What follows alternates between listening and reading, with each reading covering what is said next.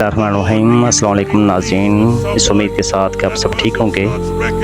جب رب راضی ہونے لگتا ہے تو بندے کو اپنے ہی عیب نظر آنا شروع ہو جاتے ہیں۔ اللہ کو منانا بہت آسان ہے، لیکن ایک سجدہ اور چند آنسو اور دو جہانوں کا بادشاہ راضی ہو جاتا ہے۔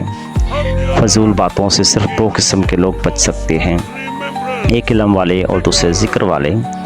چار خوبیاں انسان کو باکمال بناتی ہیں: پختہ عقل، میٹھی زبان، نرم دل اور چہرے پر مسکراہٹ۔ یقین ہو جائے کہ اللہ بہت غور سے سنتا ہے، وہ اپنی کہانی کسی اور کو سنانے کی ضرورت محسوس نہیں کرتا۔ اللہ جب کسی بندے کو نیک بنانا چاہتا ہے تو اسے کم بولنے، کم کھانے اور کم سونے کا عادی بنا دیتا ہے۔ ہمیشہ خوش رہا کرو، کیونکہ یہ ان لوگوں کے لیے سب سے بہترین انتقام ہے جو تمہیں اداس دیکھنا چاہتے ہیں۔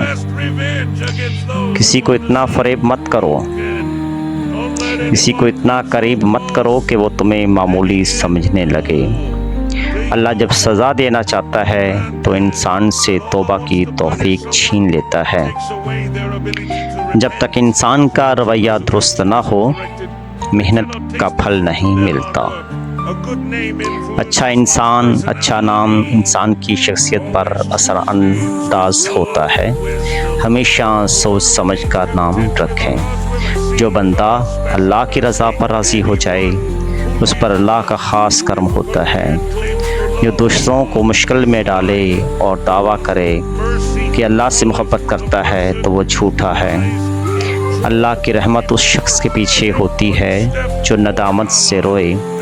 اللہ کی طرف ایک قدم بڑھاؤ، وہ تمہاری طرف 10 قدم بڑھاتا ہے۔ اکیلا ہونے کی سب سے خوبصورت بات یہ ہے، جب تم روتے ہو تو صرف اللہ تمہیں سنتا ہے۔ لوگوں کو تمہاری کمی تب محسوس ہوتی ہے جب وہ تمہیں اپنے بغیر جیتے دیکھیں گے۔ وہ جگہ چھوڑ دو جہاں تمہارے جذبات کی قدر نہ ہو، چاہے وہ کسی کا گھر ہو یا دل۔ اگر کسی کا درد دیکھ کر تمہیں بھی درد ہو تو سمجھ لو تم زندہ دل ہو۔ زندگی اس اذان سے شروع ہوتی ہے جس کے بعد نماز نہیں، اور اس نماز پر ختم ہوتی ہے جس سے پہلے اذان نہیں۔ ہر کسی کو تنقید کا حق ہے، مگر اپنی غلطیوں پر بھی نظر ہونی چاہیے۔ ہر شخص خاص بننا چاہتا ہے، مگر اصل عظمت سادگی میں ہے۔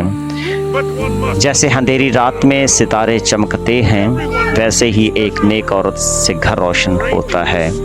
انسان خواب میں بھی ڈر جاتا ہے، مگر جاگے ہوئے اپنے رب سے نہیں ڈرتا۔ ناظرین، ویڈیو پسند آئے تو لائک اور چینل کو سبسکرائب ضرور کیجیے گا۔ فی امان اللہ۔